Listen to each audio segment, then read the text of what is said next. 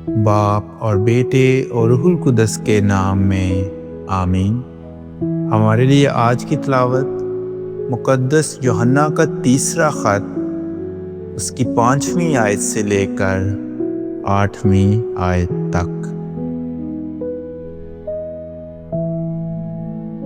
ऐ प्यारे, जो कुछ तू उन भाइयों से करता है जो मुसाफिर हैं, वो दयानतदारी का काम है।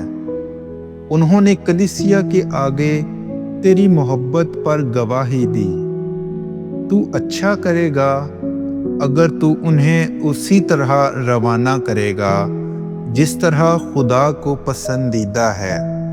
तो अच्छा करेगा, क्योंकि वो उसके नाम की खातिर रवाना हुए हैं और गैर कौमों से कुछ नहीं लेते। इसलिए चाहिए कि हम ऐसों को कबूल करें ताकि हम हक की खिदमत में शरीक हों। पाक कलाम के पढ़े और सुने जाने पर खुदा की बरकत हो।